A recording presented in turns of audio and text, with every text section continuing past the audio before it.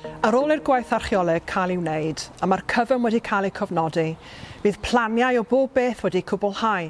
Mae bod pob nodwydd bach wedi cael ei nodi lawr, bydd y safle yma yn troi mewn i un o safleoedd cadw sydd wedi cael ei recordio y mwyaf.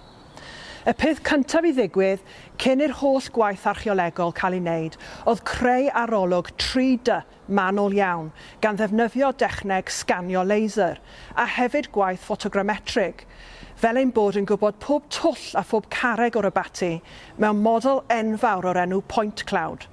A dyma lle bydd yr holl gwybodaeth yn cael ei storio, ac hefyd lle bydd yr arbenigwyr yn troi am y gwybodaeth mwyaf cyfoes, lle bydd yr holl planiau yn cael ei gadw, a lle bydd y tîm yn cael tynnu y gwybodaeth yma oddi wrtho. Felly, yn hytrach na chomisiynu lluniau o'r waliau tro ar ôl tro, bydd y model yma yn dod yn rhan o'r archif digidol. Byddwn ni hefyd yn defnyddio'r gwybodaeth o'r cloddiadau, ac bydd Rhan yn helpu i ni wneud penderfyniadau o ran gosodiad y sgaffold. Rydym wedi penderfynu llenwi y ffosydd gyda deunydd sefydlog mwyn gallu cefnogi pwysau y sgaffold ac hefyd i diogelu'r archeoleg oddi tanodd. Unwaith bydd y sgaffold yn ei le, bydd y gwaith cadwraeth, y waliau a'r cerrig yn dechrau. Yn ôl sut mae hyn i gyd yn gweithio allan, gallwn ddefnyddio y gwybodaeth yr ydym wedi dysgu a gwneud pethau mewn rhannau eraill o'r eglwys ychydig yn wahanol. Unwaith y byddwn nhw'n deall y heinau, lefelau rwbel a beth sydd gyda ni weithio efo, efallai bydd dim rhaid i ni agor ffosydd mor fawr os yr ydym yn hapus bod y lloriau yn ddigon sefydlog i gymryd y sgaffold.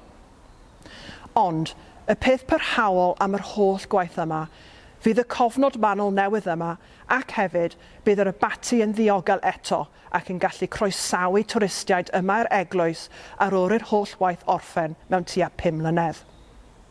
Ond bydd y cofnod ei hun, y planiau a'r lluniau yn goroesi unrhyw un o ni sydd yn trafod y prosiect yma nawr.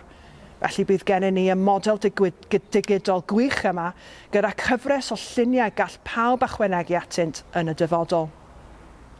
Byddwn yn gweud cofnod o'r hyn sydd wedi digwydd, felly pan mae'r amser yn dod i wneud gwaith yma yn y dyfodol, bydd yna record llawn a bydd dim rhaid i bobl mynd trwy'r hun broses a gweithio allan fel nethon ni ar y dechrau. Bydd yna cofnod o ddechrau'r hanes Cadwraeth yma hyd at ddiwedd y ddarn o waith yma pan fyddwn yn tynnu y sgaffold i ddod lawr mewn tua 5 mlynedd.